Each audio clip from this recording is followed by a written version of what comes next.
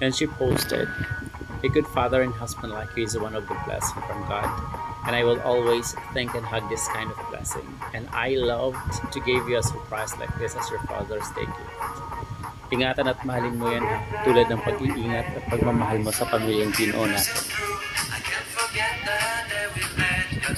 Gusto ko magpasalamat sa iyo kasi at least napansin mo at na-appreciate mo kung gaano ko minahal ang pamilya natin at minamahal hanggang ngayon.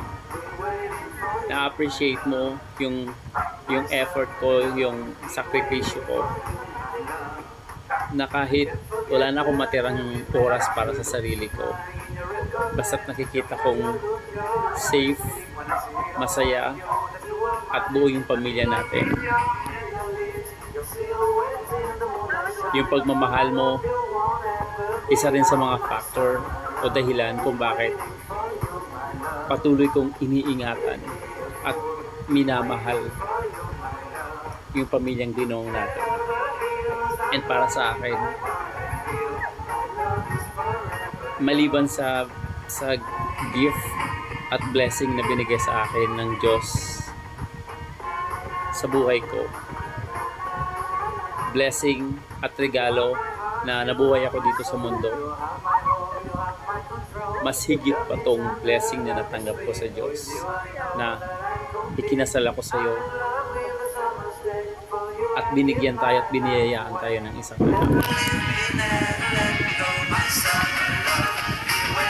Pero darating din pala yung time na kahit gaano mo kamahal yung isang tao, mawawala yun kapag may dumating na bago, lalo't mababaling doon yung pagmamahal mo na nararamdaman mo sa partner mo, yung oras,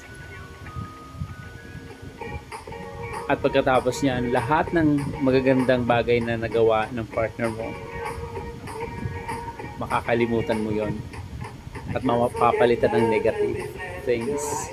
At kung wala man, pilit mong gagawan ng istorya para lang magmukha kang biktima, para lang ma-justify yung maling ginawa mo, at para lang bigyan ng reason kung bakit mo nagawang magloko.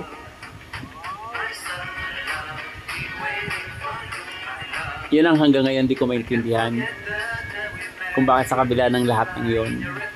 Oo, hindi ako perfecto.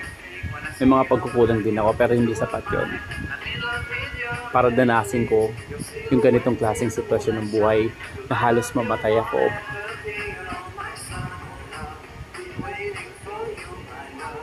Na halos maubos ako, na halos walang matira sa akin, and thank God nandyan yung anak ko at unti-unti kong nasusurvive yung pinakamasaklap at pinakamasakit at pinakamasamang nangyari sa buhay ko, sa buong buhay ko.